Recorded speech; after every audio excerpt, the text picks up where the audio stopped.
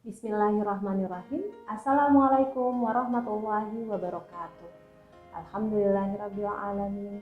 Wassalatu wassalamu ala asyrafil anbiya'i wal mursalin wa ala alihi wa sahbihi ajma'in. Amma ba'du. Bagaimana kabarnya para bunda semua? Semoga semuanya dalam kondisi sehat. Senang sekali bisa bertemu kembali dengan saya Dr. Julia di program 1 tahun menuju pernikahan bahagia minggu ke-13.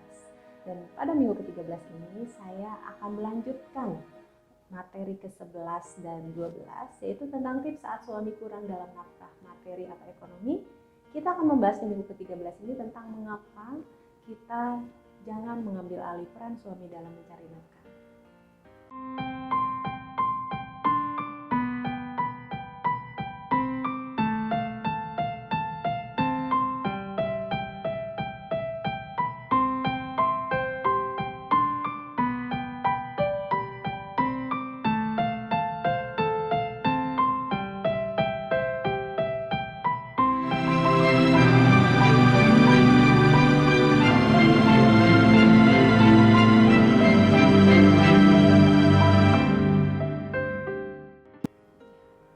Saat suami atau pemimpin kurang dalam nafkah, materi atau ekonomi, ada sebagian bunda yang akhirnya mengambil alih peran suami dalam mencari nafkah. Awalnya mungkin karena niat membantu suami, tapi kemudian ada beberapa kondisi yang akhirnya membuat para bunda ini akhirnya mengambil alih. Misalnya karena apa? Karena malas, kalau tiap minta suami pasti jawabannya tidak ada. Atau misalnya ketika mulai mengungkapkan kebutuhan, tiba-tiba suaminya jadi marah-marah. Atau misalnya, kalau minta ke suami lama lah gitu, mendingan cari sendiri saja gitu. Jadi akhirnya ada beberapa bunda atau istri yang akhirnya mengambil alih peran suami untuk mencari nafkah. Apa sih yang terjadi ketika istri mulai mengambil alih peran suami dalam mencari nafkah? Akan saya coba analogikan dengan suami sebagai direktur dan istri sebagai sekretaris direktur. Oke, bayangkan ada sebuah perusahaan, di situ ada direktur dan sekretaris direktur, kemudian perusahaan itu mengalami krisis keuangan. Kemudian tiba-tiba ada sekretarisnya yang merasa dia punya kemampuan dan pintar, kemudian mengambil alih peran dari direkturnya untuk memperbaiki kondisi perusahaan. Ia kemudian melakukan berbagai macam ide untuk akhirnya membuat perusahaan ekonominya membaik. Oke, kira-kira apa yang terjadi? Apakah dengan sekretaris tadi mengambil alih, direktur ini akan senang? Apakah dengan sekretaris tadi mengambil alih posisi tadi ya untuk bisa menyelesaikan permasalahan perusahaan itu, direktur akan menghargai si sekretaris ini? Apakah direktur akan semakin menyayangi sekretaris ini? Jawabannya adalah ternyata tidak. Mengapa? Karena direkturnya akan semakin merasa tidak berhasil.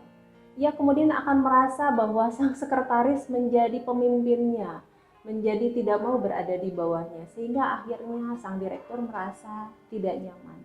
Dan akhirnya bisa jadi dibiarkan sekretarisnya terus melakukan tugasnya untuk memimpin perusahaan. Hasilnya apa akhirnya? Sang sekretaris ini, atau dianalogikan istri, akhirnya jadi lelah. Untuk apa? Untuk terus memimpin, padahal sebenarnya niat awalnya kan hanya untuk membantu.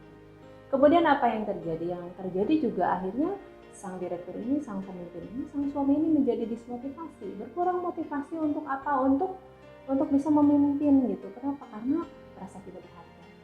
Dan yang paling kurang baik adalah ketika akhirnya sang pemimpin ini, sang direktur ini akhirnya memilih sekretaris yang lain yang bisa membuatnya menjadi lebih nyaman. Jadi hal apa saja sih yang perlu diperhatikan oleh seorang istri saat membantu suami yang kurang dalam nafkah, materi atau ekonomi?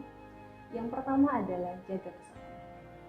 Para bunda, menjaga kesopanan ini akan membantu suami tetap merasa berharga, tetap merasa dihormati sebagai pemimpin.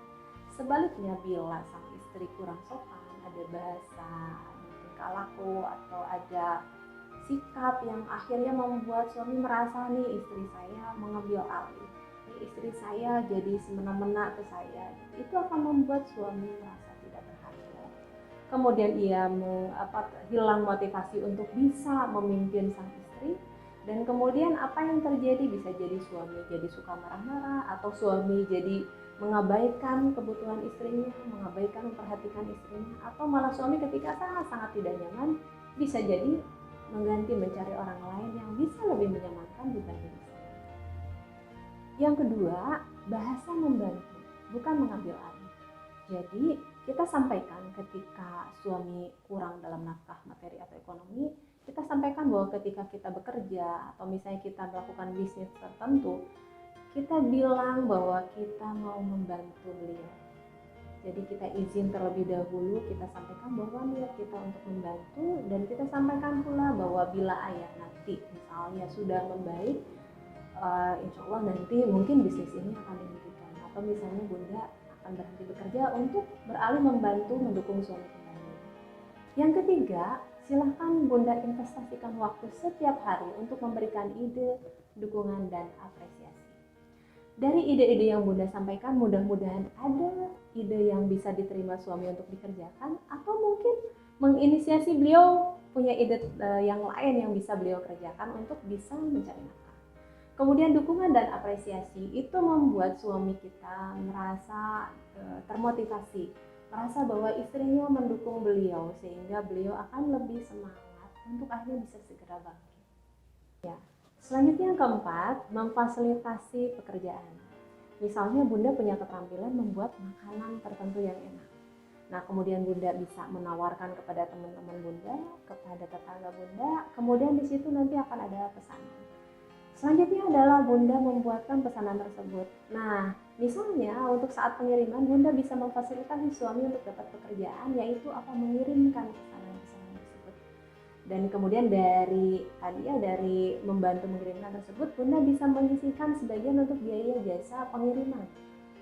Dan kemudian dari biaya jasa pengiriman itu bunda bisa nanti minta ke suami, minta nafkah untuk bunda dari uang yang tadi diterima oleh suami. Nah, ini dengan catatan bila suami berkenan. Mengapa bila suami berkenan?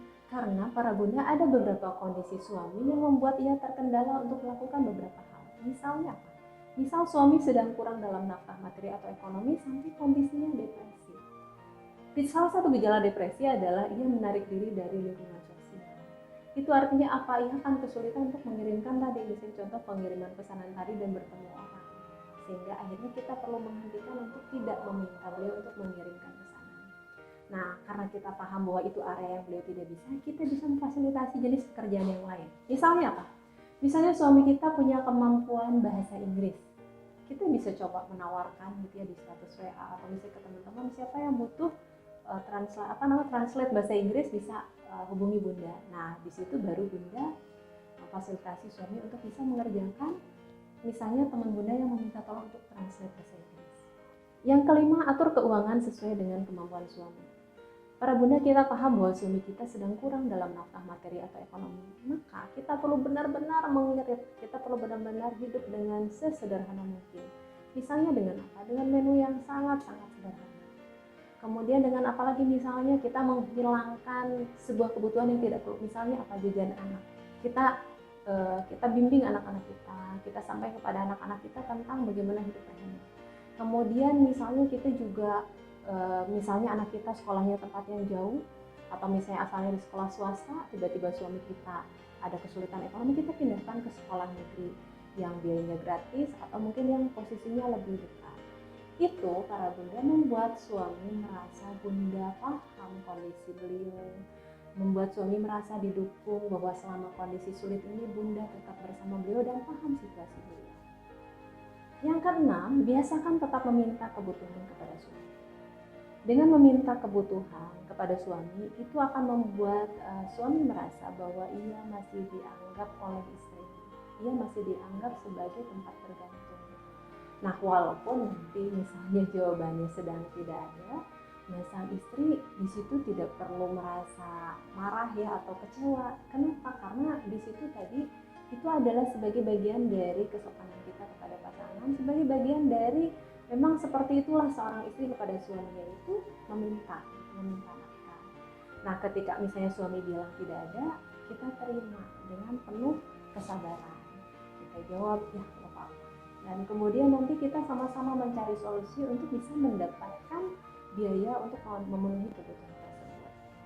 Nah kemudian bila ternyata suami memberikan sesuatu ketika bunda meminta, nah berapapun besarnya bun, misalnya bunda minta uangnya 100.000, tiba-tiba dikasihnya 20.000 gitu, para bunda pastikan ucapkan terima kasih dengan sangat tulus.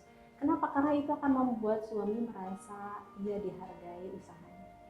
Para bunda, ada beberapa yang konsul kepada saya bahwa ketika ia meminta kebutuhan ke suaminya, kemudian suaminya tahu bundanya bekerja atau berbisnis itu dan di situ ada hasilnya, suaminya bilang, kamu kan punya uang sendiri, pakai saja uang kamu.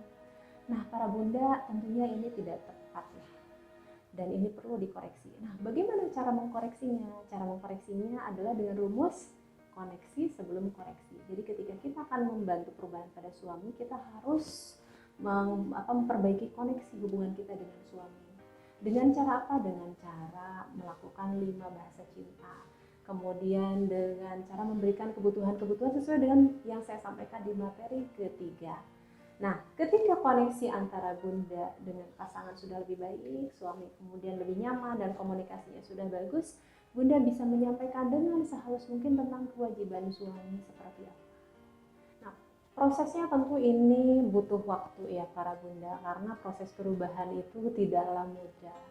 Dan di sini kita akan bisa melihat bahwa ketika kita ingin membantu perubahan pada pasangan, kita ingin suami kita mengerjakan kewajibannya, salah satu yang perlu ia lihat dari kita sebagai istrinya adalah bahwa kita juga sudah melakukan kewajiban kita sebagai istri yang baik. Bagaimana dengan suami yang melakukan kekerasan kepada istrinya? Nah, pada kondisi ini tetap sama rumusnya. Untuk membantu perubahan pada suami, kita perlu koneksi diperbaiki sebelum koreksi. Nah, kemudian bagaimana bila KDRT-nya sudah terkontrol nih? Misalnya kekerasan dalam rumah tangganya sudah terkontrol. Nah, pada kondisi ini kita tidak boleh membiarkan ya para bunda. Kita perlu membantu perubahan pada pasangan ini dengan cara meminta tolong. Kenapa? Karena ini bisa membahayakan jiwa kita juga. Jadi silakan para bunda, bila KDRT pada suami ini tidak terkontrol, silakan bisa lapor kepada wali atau kepada seseorang yang mungkin bisa didengarkan oleh suami kita, dan kemudian bisa menasihati suami kita untuk bisa segera menghentikan kekerasan tersebut. Para bunda semua, Allah memberikan rezeki kepada semua keluarga. Rezeki tersebut bisa masuk dari jalur suami, bisa masuk dari jalur istri. Dan yang perlu kita perhatikan adalah bahwa ketika kita para istri mulai dominan untuk bisa mencari rezeki itu dengan sangat-sangat berlebihan, itu bisa mengganggu rezeki yang masuk dari jalur suami. Kenapa? Karena energi kita untuk mendukung berkurang. Sehingga akhirnya kita nanti akan lelah sendiri. Kemudian kita juga akan kehilangan seorang suami yang percaya diri, yang bangga karena ia bisa menghidupi keluarganya. Oleh karena itu, supaya ayah bunda bisa nyaman berdua, maka yang perlu dilakukan oleh seorang istri adalah menjaga ketika ia membantu suami dalam mencari rezeki, ia perlu berposisi sebagai mitra atau pendukung. Sehingga suami nanti bisa semakin berkembang untuk bisa luas rezekinya, sehingga nanti kita bisa lebih nyaman untuk menjadi seorang istri yang dinaungi dan dinafkahi oleh suami. Sekarang kita masuk ke tugas minggu ke-13. Yang pertama, silakan bunda praktekkan meminta nafkah atau kebutuhan kepada suami walaupun suami saat ini kurang dalam nafkah materi atau ekonomi, dan terima apapun jawabannya. Yang kedua, silakan para bunda mempraktekkan memberikan 5 bahasa cinta kepada suami setiap hari. Kemudian yang ketiga, silakan minimal 3 kali dalam seminggu bunda menyampaikan kepada ayah bahwa bunda sayang kepada ayah, bahwa bunda akan selalu bersama ayah dalam kondisi suka maupun duka. Demikian para bunda materi ke-13, semoga bermanfaat dan sampai bertemu kembali dengan saya Dr. Julia di program 1 tahun menuju pernikahan bahagia di kesempatan selanjutnya. Assalamualaikum warahmatullahi wabarakatuh.